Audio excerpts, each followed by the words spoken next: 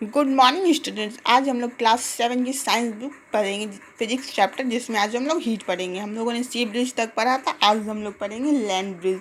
तो land bridge क्या होता है? तो लैंड ब्रिज होता है आफ्टर सनसेट, सनसेट के बाद, क्योंकि सनसेट के बाद लैंड जो ज़मीन जो है वह ठंडा हो जाता है। सी भी ठंडी होगी, बट अगेन लैंड जल्दी ठंडा हो जाएगा एज़ कम्पेयर टू सी। तो अब सी के ऊपर की वार्म एयर हुई, सी के ऊपर जो एयर है वो वार्म हो जाएगा।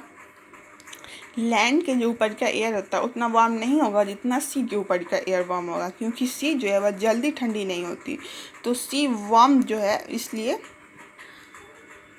ऊपर की जो एयर है वो ज़्यादा वार्म हुई एज कम्पेयर टू लैंड। सी का एयर जो है वो ज़्यादा गर्म होगा एज कम्पेयर टू लैंड के।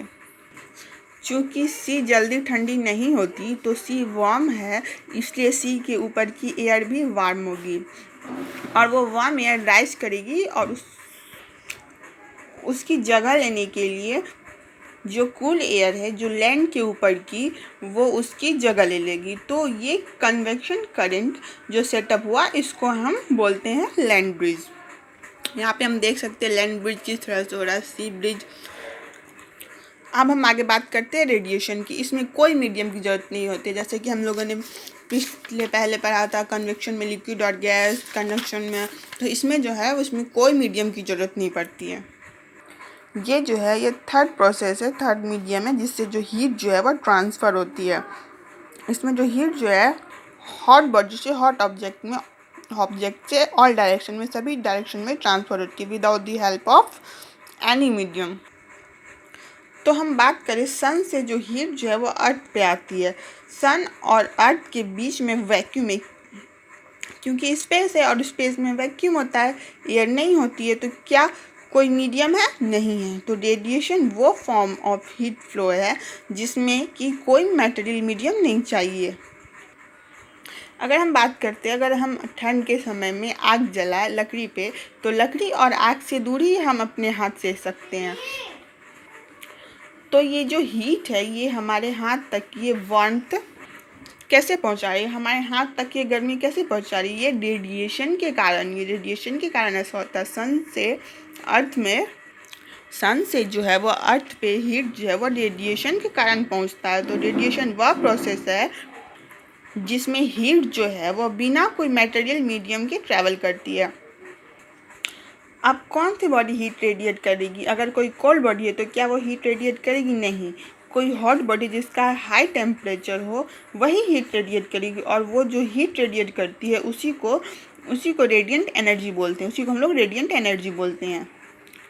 और रेडिएंट एनर्जी को हम लोग रेडिएंट हीट भी बोलते हैं। तो अब हम बात करेंगे कुछ और फैक्टर्स की जिन पर जो है रेडिएंट डिपेंड करता है। तो रेडिएंट एनर्जी किसी भी ऑब्जेक्ट पे जब फॉल करती है तो हम बात करते हैं रेडिएंट एनर्जी की, कि कौन सा सब्सटेंस रेडिएंट एनर्जी कौन सा सब्सटेंस एब्जॉर्ब करता है और कौन सा सब्सटेंस जो सिर्फ रिफ्लेक्ट करता है।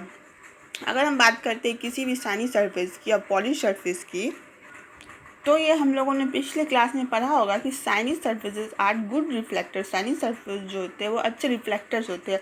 तो अगर हम कोई शाइनी सरफेस ले तो it will reflect most of the heat, it will not absorb heat. तो ये हीट जो है वो एब्जॉर्ब नहीं करेगा, हीट को जो है वो रिफ्लेक्ट करेगा, एब्जॉर्ब नहीं करेगा। अब हम बात करते हैं कलर ऑफ द ऑब्जेक्ट के कलर के बारे में। तो शाइनी स्मूथ सरफेस जो है वो बहुत अच्छे रिफ्लेक्टर्स होते हैं। शाइनी स्मूथ सरफेस जो होते हैं वो बहुत अच्छे रिफ्लेक्टर्स होते हैं, यानी कि वो बैड एब्जॉर्बर्स होते हैं। तो वो जो है हीट को एब्जॉर्ब नहीं करते, सिर्फ रिफ्लेक्ट करते। डल सरफेस और रफ सरफेस भी अच्छे एब्जॉर्बर होंगे। तो कलर और नेचर ऑफ सरफेस ये दो फैक्टर्स है। अब हम कलर का क्या मतलब है वो जानेंगे। जैसे कि जब हमारे घर में खाना बनता है, जैसे कि रोटी किससे बनाते हैं? तवा पर। तवा हम लोग देखे होंगे, तवा जो वो ब्लैक कलर का होता है। तो क्यों तवा ब्लैक ही कलर क्यों होता है? रेड, ब्लू ऐसा क्यों नहीं होता? क्योंकि वो जो तवा है जिससे हम लोग रोटी बनाते हैं वो बहुत जल्दी हीट को जो है एब्जॉर्ब कर लेता है, बहुत जल्दी गर्म हो जाता है। तो हमारी जो फ्यूल है, एलपीजी जो गैस होती है, वो ज़्यादा वेस्ट नहीं होती है। तो ऐसा क्यों होता है? ऐसा इसलिए होता है क्योंकि black colour is a very good absorber of it. Black colour जो होता है, काला कलर जो होता है, वो हीट का बहुत अच्छा एब्जॉर्बर होता है। तो कलर और नेचर, नेचर में से तो हमने स्मूथ सरफेस, रफ सरफेस के बारे में पढ़ लिया। कलर के बात करें तो कलर के बारे में हम लोग बात करें तो black is the best absorber with heat.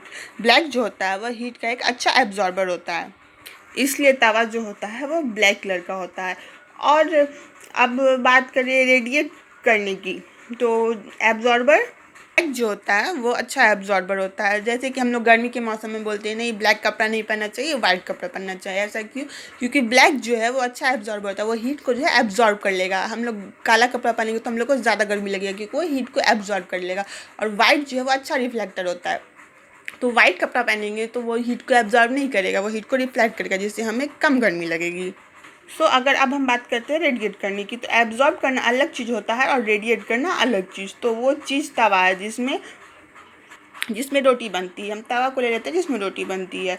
ये गर्म बहुत जल्दी हो जाता है और हम देखते हैं वो ठंडा भी बहुत जल्दी हो जाता है जब गैस बंद करते हो तो, क्योंकि again black colour is the best observer as well as the best radiator of heat.